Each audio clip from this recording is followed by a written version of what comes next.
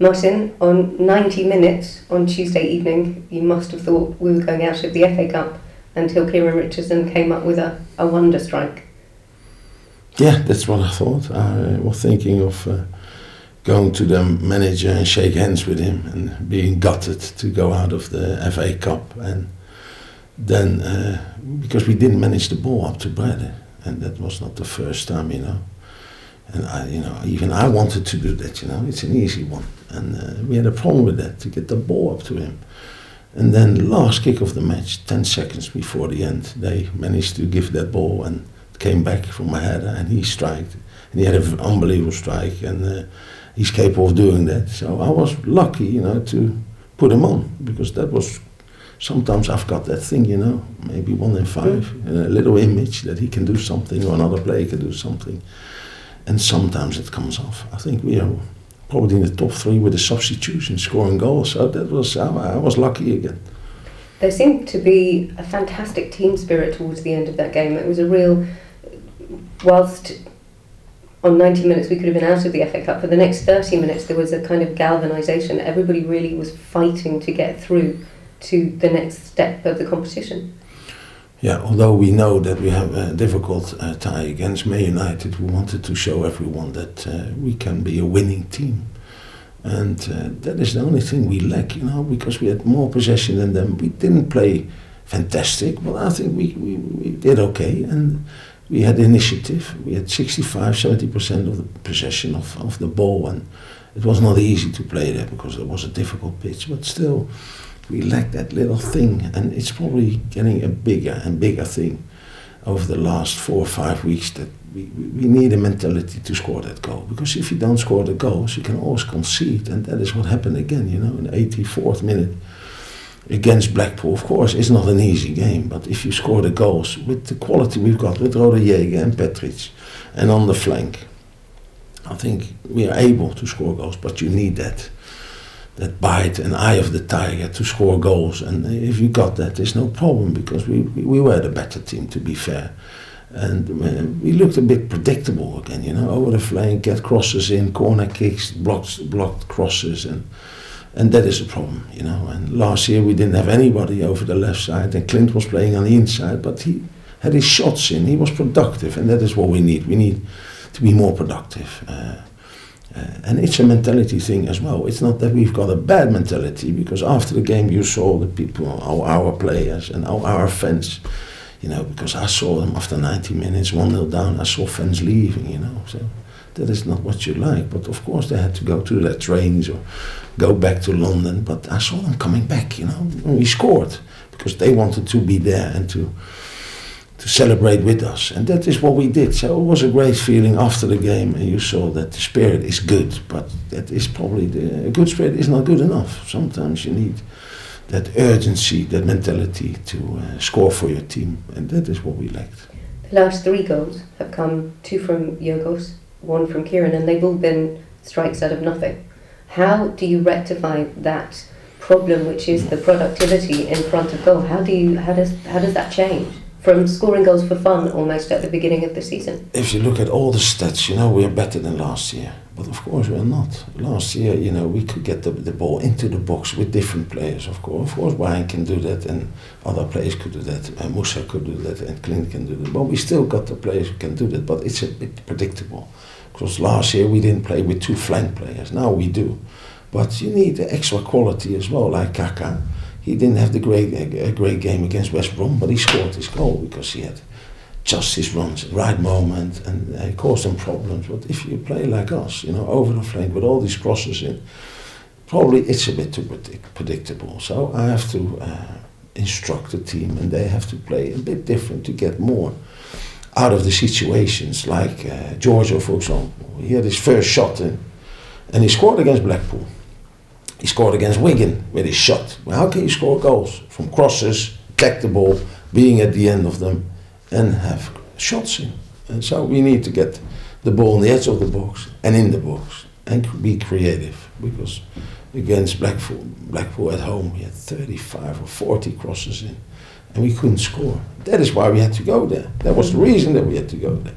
So that is the urgency, and it's not only about mentality. It's about a little bit of style as well. So sometimes I had a look at all the lineups before that Sunderland match, because I still feel that match turned our whole season. We played with 10 men, we lost 3-1, and from then on we had a little problem. But people will tell me after the game as well, we only won 4 games out of 14. And then I tell them, yeah, well, we didn't lose 7 or 9 even. 9. So we had a lot of draws. We had 4 wins. It was not enough, but it's so close, you know.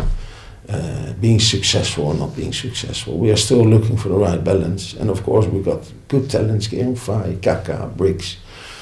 Kieran, you know, is a talented boy. I think he can make a step as well, but sometimes it's not enough. And that is why we like to be better at the end of this month. We like to be better, so we like to do something on the transfer market, because I feel that it hurted us, and it was probably not ideal to be without Diarra, to be without Sidwell, without Ruiz. And I don't want to talk about Dempsey and Dembele anymore, but we have to compensate things. And you could say that 25 points and being in the next round is not enough, and it is not enough, but sometimes I will count my blessings, and hopefully the fans will stick to us and stay behind us, because it's not my problem, it's for them problem. And I want to help this club, and I want to give everything for this club to stay in this league, because that is, you know, you can say I want to be in Europe, and people told me that we could be in Europe. Yeah, last year we could, and if we would have had the same results after Christmas, before Christmas, we would have been probably in the top 6. But it's about balance, it's about rebuilding, and I feel that I had a few players outside of the transfer window, like Giorgio. I think Giorgio is doing great, but he's different from Clint Dempsey. Of course he is. And Berbatov is different from Zamora, or even different from Pogremirk. So it's not about that individual thing. I think we are probably very close of being a very good team again, But it's 1 or 2 little pieces in that big puzzle. And last year I managed to do that, you know. And I think we are almost a perfect team last year. And it's only about 1 or 2 players. But this year I had to start again after the 31st of August. I had to start again. And we had a lot of points, 25 points. It's not a lot, but if you look at Norwich, they do well, very well. They've got 1 point more than us. So it's the same all the time. There's Southampton yesterday against Chelsea, and I thought they're below us. We need everybody here at Fulham to be good again and to get the points on the board, and we have to stick together, and that is what we showed everyone in this club on the pitch with the players we had, that we stick together and we will fight and we will have a lot of resilience, and we showed that against Blackpool. You rested Dimitar Berbatov and Brian Ruiz against Blackpool on Tuesday. They're fit and available for the game against Manchester City. What about Steve Sidwell? Is he back? Steve Sidwell is such an important player, and of course he was not in the team all the time last year because I had other players and he had an operation. But this year he was very important to us, you know, in our start to get the ball back. Sometimes that was a problem when he was not there. So he's fit. He will be available for selection. Hopefully he will be after the training tomorrow, and I think he will be. And he's in the squad. He's fit again. And the only players who are out is Diarra. Still with his injury after his operation, and Kieran Fry. A big game, obviously. Is it one Vincent Kompany now had his red card rescinded and he'll be fit and available to play? Do you go there looking for a point? Do you go there looking to score those elusive goals and to make an impact on the game? How do you approach this one? I feel that you need a little bit of luck, you need a quality, and you need to get in the shape to be successful against them. I saw, for example, my old club Ajax there, and they were never in their box. Then they had a corner, they scored 5th minute. Then after 10 minutes they had a corner kick again, and they scored again. So you need a little bit of luck, but you need resilience. You have to defend against them. Aguero is back probably, as you know, and he was out with an injury. Kompany, they had this appeal, and he will play, and that is. I can't say that I was disappointed, because of course I know Vincent Kompany. He played for me in Germany, and he's a good player. So it would have been a help if he would not have been playing. We didn't do it with Brady, you know, after his red card, and maybe we should have done, and we should have appealed. But he's playing, that is a reality. And of course they've got such good players, you know, so it doesn't matter if Aguero plays or company. I can remember Silva not playing against Ajax that day, and they had a problem. So hopefully, but Silva, I can talk, but Silva will play, you know, but they have to leave, for example, Tevez out. Balotelli won't play probably, so they've got so many good players. But remember the home game we had against them last year, 2-2. We could have won that game. The 2-1 in the, I think it was in the 87th minute when Dzeko came on and scored that goal, and that was a horrible mistake we made. So we were close. Their home game last year was probably not our best game last year, but hopefully we can do better. And it is exactly what I said. You need a bit of luck, you need quality, and you need a togetherness and a good shape to be successful. But don't get me wrong, but people say our away record is not great, but I think we are 10th in the league this year. It's not great because I want to be in the top 5, you know, even in away games, but it's not bad.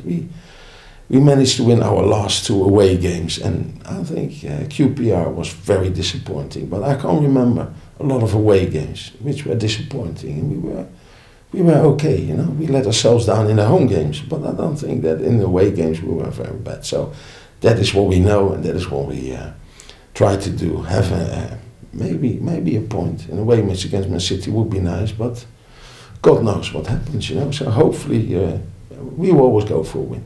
And just finally, it is the month of speculation. Obviously, lots of names. Still, Derek Boateng. Too many names to mention that we are being linked with. But there is rumours of a rift with you and John Arne-Riise, and I think we should just set the record straight here. It's very clear, you know, after the Liverpool game, and John knows that, I wasn't happy, you know, so I wanted to change things, not to maybe drop him for the next year or months, but Rixie was there, Kieran Richardson was there. I've got 3 players who can play in that position, and John knows that, so there was never a bus stop or a fight or whatever. And of course, a player will say probably that he had an argument. No, there was no argument. I wanted to change things, and if John will work hard in the next couple of weeks, maybe his chance will come again, because I think John did okay for us and did well for us in the last year. But I've got Briggs and I've got Kieran Richardson. Kieran Richardson was probably our best player against Wigan, so he might play again. And if not, John should be ready to grab his chance again and show everyone that he's a good player, then he can defend as well. But Liverpool game wasn't the best game for him, so that was the only thing, you know. Sometimes you have to provoke them and have to push them again to get the best out of them, and that is what you try to do as a manager. And absolutely finally, is there anything imminent? You said that you want to bring players in before the end of January. Are we likely to see anything over the next I said it before, and that is always, you know, but we can get along with each other. Chairman is great for us, you know, the board is great for us, but we want to have a fantastic team. So there is always a little bit of tension in the club, you know, it's a normal thing. I want players, I want us to be better at the end of the month than we are now, because if you don't get all the results we had probably over the second half of the season last year, you worry a bit. And I think I'm entitled to worry, you know, and the fans, of course, are entitled to worry. But don't forget that, of course, if Diarra is fit, I won't need a number 4. If Barry plays like Berdinho, I won't need another number 4. If Sid was always there, if my players like Georgios is the same as, for example, Dembele was last year, I don't need players. But I can't take a risk. I want to show the people that we want to have a fantastic team and that we work day and night to get the right players for Fulham, and that is what I want to do. And of course, if other clubs come in, Arsenal or QPR, with all the money and try to get these players, no, we want the players, you know, who are probably somewhere in Europe or somewhere in England and still good players, and we want to try to get them to Fulham like we did before, and we did that before. I had Petric on a free, Rodriguez on a free, Sasha Rita on loan for free, Berbatov, you know, nobody knew. So we will get hopefully 1 or 2 players. Thank you for talking to us, and we wish you luck on Saturday.